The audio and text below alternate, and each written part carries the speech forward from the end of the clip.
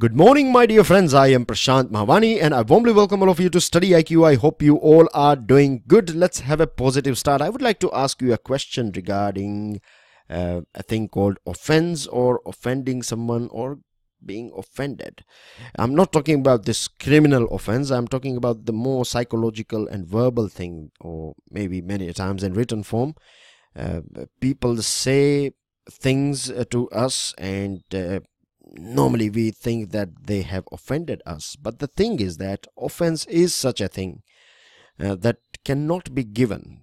It is more like how you take it, right? So think about it, that offense, if someone tries to create anger in you, or if someone tries to offend you, then it's up to you whether you take that offense or whether you don't take it. So think about it. With this, dear friends, StudyIQ provides pen drive and tablet courses for various different exams. To find out more about it, just check out StudyIQ.com. With this, let's see what we have got in today's newspaper. The first item that we have is this Kaveri River verdict that is out now. So let me we will start with this news item that we find, and then once we have this background information, we will head towards the editorial that we find in today's The Hindu. So background, this dispute resolution, right? This Kaveri agreement was signed back in 1924, which lapsed in 1974, and since 1970s Tamil Nadu has been demanding the setting up of this Kaveri Water Dispute Tribunal. Then we find many ups and downs going on. Right in 1990s, Supreme Court directs Center to constitute this CWDT. As you can see here, the demand started back in 1970s, and after 20 years we find the Supreme Court giving direction to the center. And then again, finally, when in 2007, I'm just giving you a bird's eye view here. You can of course read the items that you can see on your screen in detail once our discussion is over, and once you download this file, this lecture slide. So in 2007, CWDT gives a final award after 17 years, right? And then in 2007 April, Karnataka and Kerala, they moved Supreme Court against this final order, followed by Tamil Nadu, and then at present in 2018, then again you have things going on in 2015. There are many minor details as well, but here you find only major, or you can say big milestones. So finally, yesterday, that is 16th of February 2018, Supreme Court says its verdict on Kaveri water allocation will continue for 15 years. Now what is this verdict all about, or what Supreme Court has said on this thing? Now here you have one more picture here. In total we have 740 TMC feet of water, and the share, it is, as you can see on your screen, you can find this different states and different share, right? So here the Karnataka, earlier on it used to get 270 TMC feet, but 15.74 is added by Supreme Court, so now 284. So there is an addition here, there is sort of subtraction here in when we talk about this Tamil Nadu. 404.25 earlier on it used to get 419. No change with Kerala, no change with Union Territory of Puducherry. Just in case if you are preparing for a state level exam, then I would reckon, if you are belonging from, say for example, Karnataka, then you should by heart this figure, the previous one and the current one too. So applies to other states and students from other maybe Puducherry, Kerala or Tamil Nadu. So if you are belonging from any of these states or Union Territory, then you should by heart this figure, because you find this type of questions in your state level exams. Now here you can see the course of this Kaveri River, and I'm sure when you study geography you will find mention about our peninsular river. Kaveri is a major river, one of the biggest one in the southern part or peninsular India. So do locate it properly. Now as you can, I'm sure you might have inferred this thing, that it passes from this 4 in total parties, 3 states and 1 union territory. And again throwing light on this figure, 10 TMC feet for environmental protection, and 4 that is anywhere going or will flow in the sea.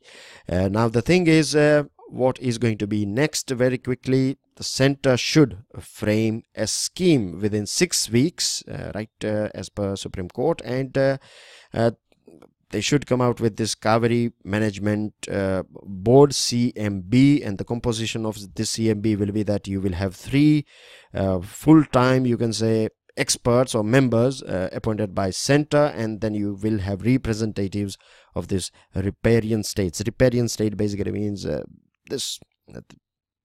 states or parties through which this particular river is flowing, right? So that's a gist or background of the Supreme Court's verdict, and the reasons or some of the reasons based on which Supreme Court decided to do this plus and minus was that Karnataka Supreme Court, as per Supreme Court, it has said that Karnataka has historically suffered limited access to and use of river water. The other thing is that Supreme Court has also highlighted that Tamil Nadu has 20 TMC feet groundwater available. So rather than relying just on this river, they should use this 10 TMC feet of this groundwater for their use. And one more interesting fact is this one, that Karnataka's submission was that groundwater, if not extracted regularly, would run to waste. Very interesting fact here, that if you don't use your groundwater, then basically it will of course run to waste. And one more thing that I would like to add here is that excessive use as well is not enough. As you know, that moderation is the main mantra here. So extracting too much of groundwater is again going to be a very catastrophic thing in future. Now some other items. Supreme Court has taken into consideration the need of Bengaluru city, and we know that it is a global city. It is expanding. More and more people are migrating in Bengaluru. So earlier on, this demand of Karnataka in terms of Bengaluru city was ignored by the CWDT in its 2007's order, but now Supreme Court has considered it, and Supreme Court has also taken into consideration this thing that Karnataka, despite being this upper riparian state, upper riparian basically means this river is originating here from Karnataka, and Tamil Nadu being a lower riparian state, even though being an upper riparian state, 28 districts of this Karnataka state they are reeling under drought. And Puducherry's request was for a second crop, which is accepted by Supreme Court, but it has said that your cultivation should be limited to this 43,000 acres. And Kerala's request was for a hydropower project, to use this water for hydropower project or to diversify it, but this is been rejected by Supreme Court. So now once we have this, I believe things are much clear to you now. There is a special video lecture available on our YouTube channel by Dr. Gaurav Garg. You can refer that video as well if you want to know more about this thing in detail. And here we have this editorial. The name is Water Equity. A state's center should accept the finality of the Supreme Court's decision on the Kaveri. So you know this editorial is going to, the bottom line is that now all these parties, right, center, union territory, and all these 3 states, they should accept. Of course they will respect it, but they should accept, and whatever the problems we have at present, or this states or these parties have, they have to find some new solution. And of course we are going to analyze it in detail. So let's start. The Supreme Court has boosted, right, this prospect of viable water sharing arrangement. See, the Supreme Court has upheld the approach of this CWDT, but at the same time we have also seen this modification, plus and minus, taking place, isn't it? And of course Tamil Nadu is not going to be happy about this minus. Karnataka is going to be a bit happy about this addition of water, or this addition of share of this Kaveri river, no doubt. But the most important clarification of this Supreme Court verdict, or most important thing that we see in this verdict, is that no single state has primacy, or you cannot, any state, right, no state can claim that this river belongs to them only. And this is not the only case that is going on in our country. There are many cases in different states, and it is very strange that in one country different states are fighting against each other, with each other, for a thing that belongs to the nation. Rivers are definitely national assets, and this case or this verdict has clarified this thing. This is one of the most important clarifications. Rivers belong to the nation and not to few states. And one of the reason is that because if you go back, right, if you have a sort of overview of all the cases that are going on in our country, right, what we find is that the whole approach of our states or any particular state or politicians or their leaders or their chief ministers, right, is that their approach has always been that the river that is flowing from their state belongs to them. So rather than taking it as a national asset. So this is one of the biggest problem. We have to change this mindset. The other thing is that the Supreme Court's message is quite clear for the center as well. As you know, this CBT thing that this management, new Kaveri Management Board, CMB, not CBT, CMB, it is going to be, means now the center has 6 weeks. And one more thing, a couple of days ago I asked you a question regarding, just in case if there is any dispute between more than means if there is any dispute between 2 or more than 2 states regarding this river, then it is the Supreme Court that will look after, or the Supreme Court is authorized to look after these cases. And first of all, how it works is that this states they will approach the center, and if center is not able to find any solution, then you the next step would be then you're setting up tribunals and things like that. There are going to be some changes. There is a bill pending in the parliament. This bill was tabled by Uma Bharti, and the new bill is talking about, rather than having multiple tribunals, we will have one tribunal and we will have multiple benches. So let's wait for that bill. We will talk about it when it comes out or when we hear something about it. So far, this thing where we were here, right? So a Supreme Court message is clear, right? That center should get down and bring out this legal and technical framework, so that just in case if there is, say for example, if we are facing monsoon deficit this year, then if we have this legal and technical framework, and you may have say for example this, you can come out with this some tables and charts, say for example.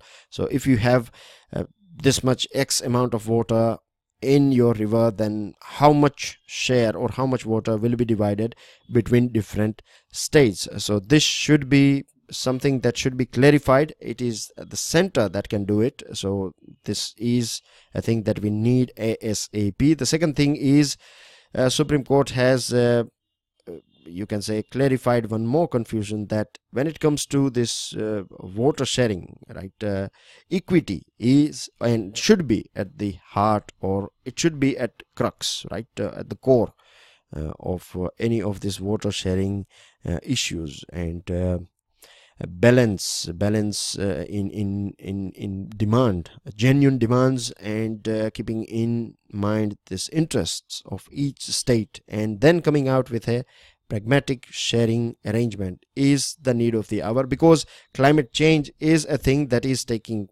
going on. It is getting more and more severe. And if you go through reports of our water usage, right, the global report says that nearly 70%, right, 68 point something, but roughly we can say 70% of water that we use is for agriculture around the world.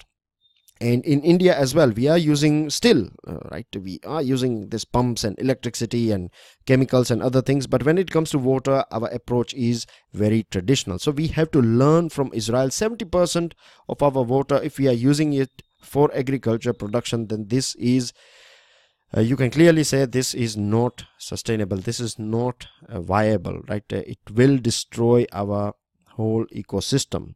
We need new methods, because our methods are outdated.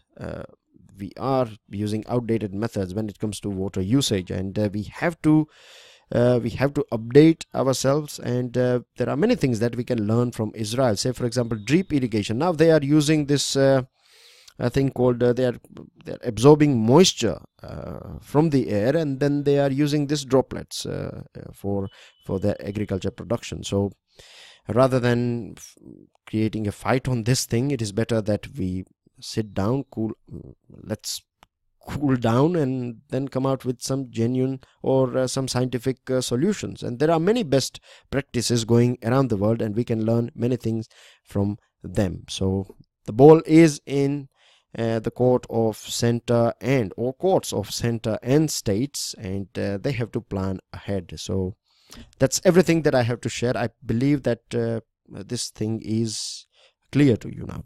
Now moving on to another item. Today we have two articles, one editorial and one article on National Health Protection Scheme. Now it may look more, or of course they are talking about this an insurance scheme, but if we read between the lines, then we find that it is more about our human resources, or as a country you can say it is about human capital, or how much we care about our citizens, or how much value do we attach to our lives. The thing is that this National Health Protection Scheme, I'm sure you have these details, that it is going to cover this 50 crore people, predominantly poor, and we know that means you have to pay a little bit of a premium.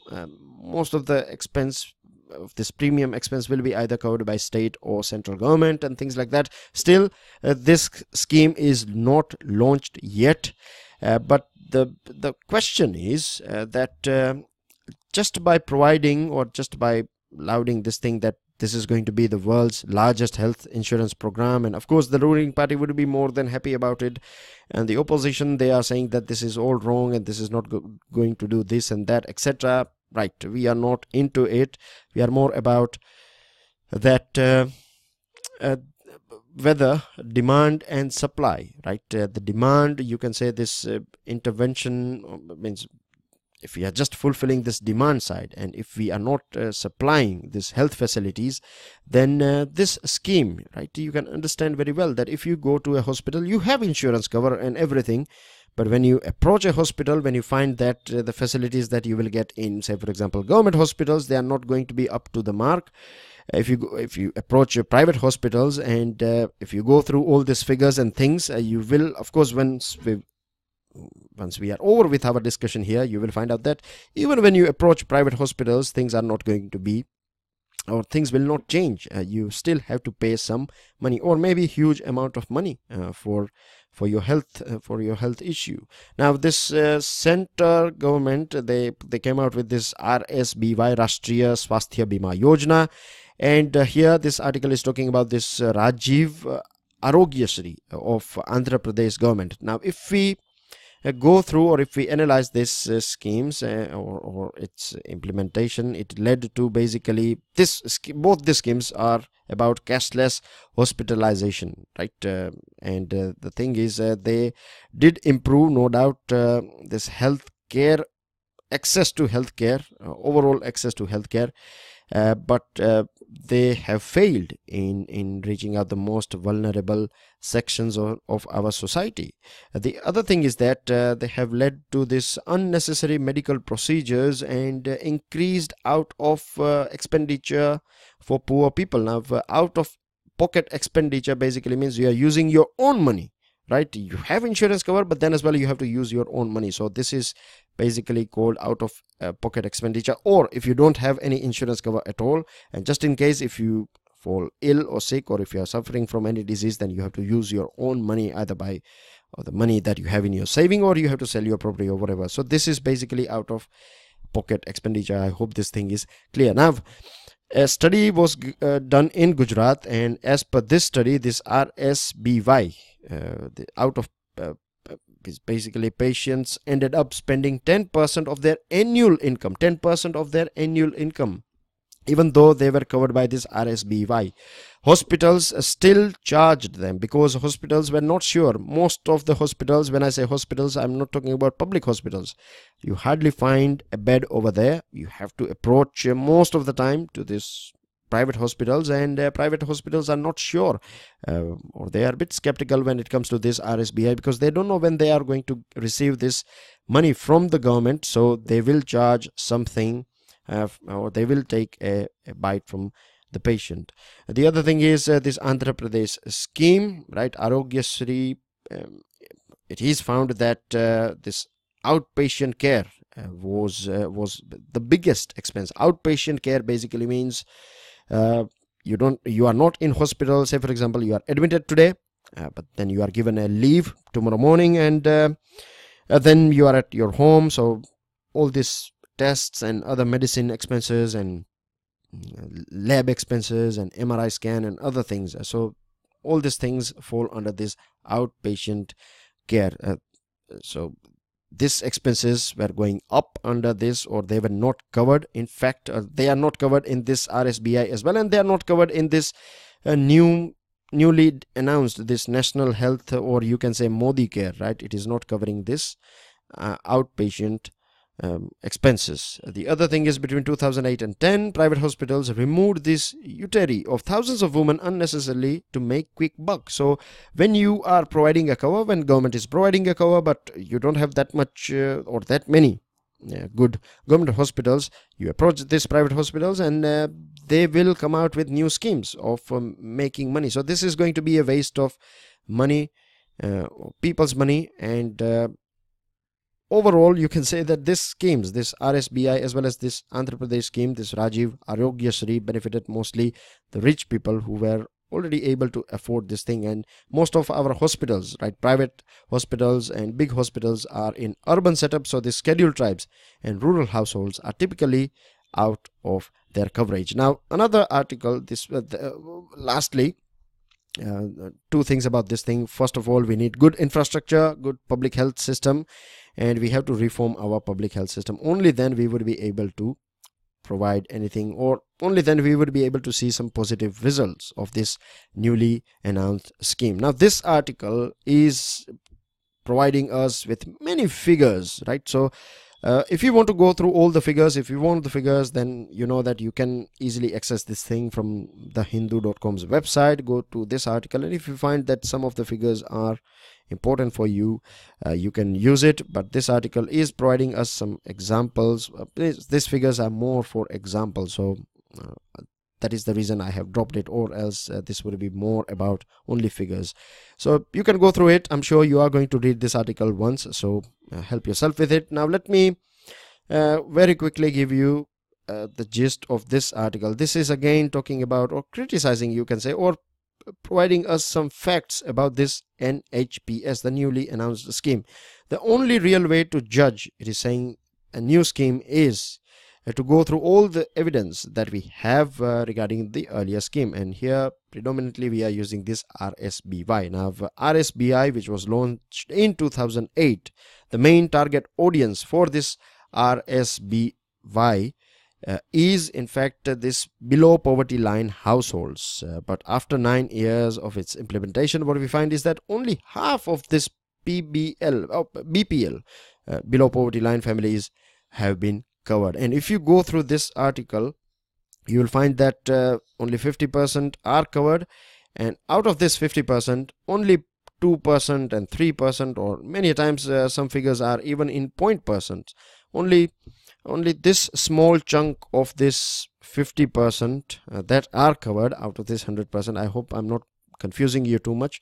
So let me break it down or make it more simple for you. So all these BPL families that are covered under this RSBI, right, only a small amount, 2% or 3% of them are able to benefit out of this insurance scheme. So you can clearly say that this is a big failure. And if you go through this data of different government agencies, one is National Sample Survey, it says that 11.1% are covered under this scheme. If you go through Insurance Regulatory and Development Authorities, then they are saying that 16.4% are covered. So reason why we find this variation in data is because of many fake, or you can say bogus, insurance claims that are taking place. The other thing that we have to keep in mind, one of the most important thing, is that insurance is not a magic wand of Harry Potter, right? It is not a magical thing. It will not sort out all the problems that we have with our healthcare sector, right? And what happens is, if you go through international experience, then we find that when you increase the amount, what government has done basically, that it has given this RSBI a new name. Now the insurance cover is up to 5 lakh rupees per family. Earlier on it was something around 30,000 under this RSBY. So now when you have raised this bar, what will happen is that private hospitals will add more services and more checkups, and they will make money out of this thing. So again, we come to same conclusion that we need more public hospitals, and again, this out of patient care, which is not covered by this NHPS, should be included in it. Only then we would be able to see some sort of positive outcome. So that's everything regarding these two items here. A very interesting article. It's about scientific temper. What is a scientific temper all about? Now here it is using this quotes from Jawaharlal Nehru's book, Discovery of India, and rather than reading it, let me give you a gist. Like Jawaharlal Nehru says, a refusal to accept tradition just because it is a tradition. Scientific temper also includes this thing that you have to refuse, or many times what happens is that because something is practiced in our society or in our family for a very long period of time, we consider it as right rather than analyzing it under our scientific microscope. The other thing is that even today it is quite strange, as per this book says, that how suddenly, right, we are overwhelmed by tradition. You might have seen many very logical and rational people as well, very intelligent people, they fall under, or many times they close their eyes and they are believing some of the traditional rituals. And today we are living in a world, and I'm sure you might have observed these things as well, that rich may people, you could be rich or you could be poor, or in our society as well we find many rich and poor people, right? Now I am giving you these options. You can use this word spend. Either they spend money, or they waste money, right, or they invest money, whatever. These are the three options that you have. You can pick and choose whatever feels right for you, because I don't want to impose my own views on you. That won't be right. If you ask me, then I would say that rationality, right, respecting our tradition is one thing, but blindly following something is not right. Buddha has also said this thing, that don't believe if someone is asking you to do something, or don't take things as been said, or many times things are packed in a very, you can say, beautiful package, but that does not mean that you should never open that package. You should always, until and unless your common sense does not agree with one thing, then that thing is never going to be right, as per Buddha. And that is, if you want to ask me my personal view, then this is my personal view. So I'm sure you might have observed this thing, that many a times people spend, waste, or invest money. Many times it is very sad. For rich people, they can afford all these things, but for poor people, they invest, spend, or waste in unnecessary rituals, and that money can be utilized for other things, but they don't do it. So this is basically what we say, lack of scientific temper. Now, as per a scientist from Czech Republic, he says that during Soviet era, right, during the Soviet dominated era, there was no superstition, or superstitious ideas were not there, or if they were there, they were not discussed publicly, because you will be penalized, or the state or the government will not appreciate this thing. But as soon as this there was a fall of Soviet Union, there was a rise of superstition, right? And then you have this Puerto Rico case as well. I'm sure you might have heard about this Bermuda Triangle. Let me show you where Bermuda Triangle is all about. So this adds one more feather in terms of your geography. So you have this Bermuda here, Bermuda Island, Florida, and Puerto Rico. So these are the three you can say places, and here you have this Bermuda Triangle. And I still remember when I was growing up watching all these cartoons and other stories. You have this, you know, this cartoon, they show you the story of planes, these aeroplanes, and the hero is being chased by these villains, and these planes are flying here in this Bermuda Triangle, and you find that these planes are facing these turbulences, and finally the hero saves everyone and things like that. And many books are written on this Bermuda Triangle as well, and they are fascinating read.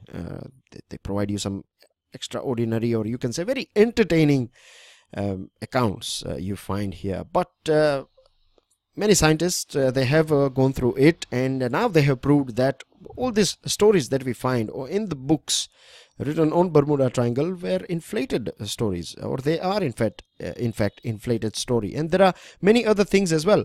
Now in our country, you know, this when we have this total solar eclipse, at that point of time people will stay indoor, and they get rid of food and other things. And then you have many housewives who use this cow urine to purify their refrigerator.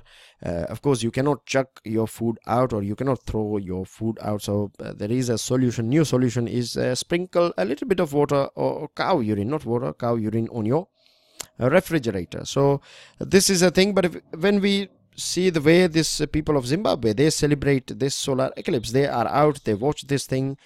And at present we are living in a world, right? Have you ever observed this thing, that today even the most common man, even the poorest of the poor, right, those of you or those of us who have access to electricity, right, Akbar the king, the great emperor, he was not having this luxury of an electric fan or a tube light or a light or mobile phone. Now we are living in an era that we are very rich in this scientific instruments, or you can say scientific things that are around us.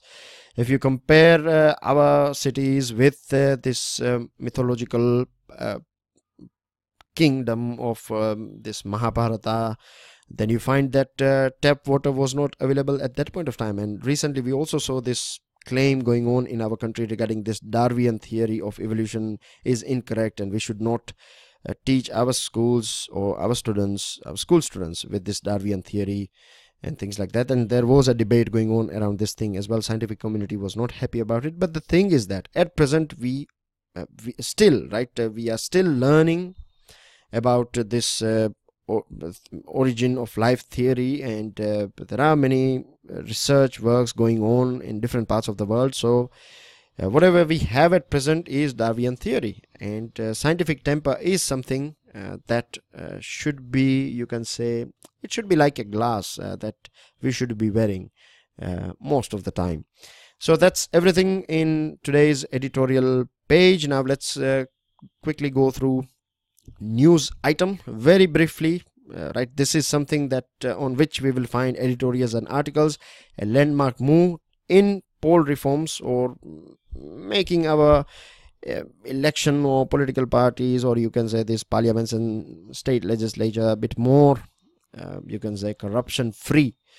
Supreme Court has said that a thorough checking should be done. All politicians, their spouse, their associates, right, they must declare their source of income if they want to, in order to qualify for elections. So this is going to be a big topic in near future.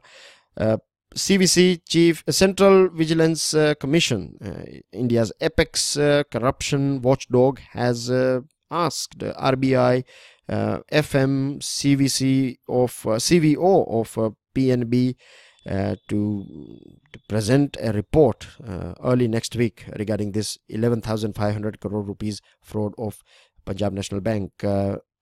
A news item for your biodiversity, and here this is about Arabica coffee, and you have one more coffee called where is it, the name is here, Robusta ones, right? This one is a bit bolder one.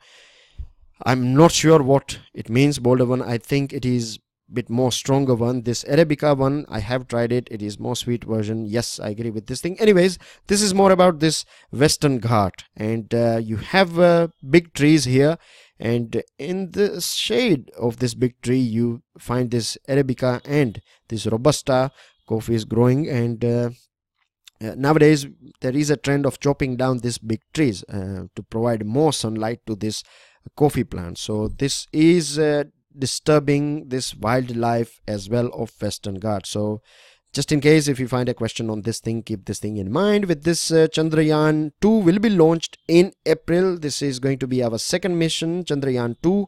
As the name itself suggests, you are going to have an orbiter, a rover, as well as we are going to have a lander. So 3 things here.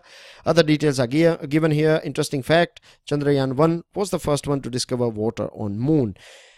PM Modi has praised this International Solar Alliance. He says that $1,000 billion will be invested or will be mobilized by 2030. We have 121 members. It was launched by India and France together on the sidelines of this Paris summit. And India has committed that we are going to produce 101,75,000 megawatt from renewed energy by 2022. Recently, our power minister said that we are going to cross this 175 gigawatt. We are going to breach this 200 gigawatt. So this is going to be a good thing, and Pakistan is going to deploy its troops in Saudi Arabia nearby the border of Yemen. And you have this PSB, this Reserve Bank of India, indicates that this is not just the only fraud.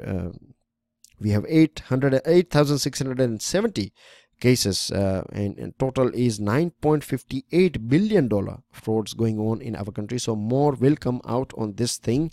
And these are your answers. These are your new questions, and that's everything, dear friends. I hope you have learned and enjoyed, and if you have learned something new today, then please do give us your like, pass your valuable comments and your answers. Do subscribe and hit that notification bell. I will see you all soon, and don't forget to share it with other people too. Enjoy your studies, enjoy your weekend. Jai Hind.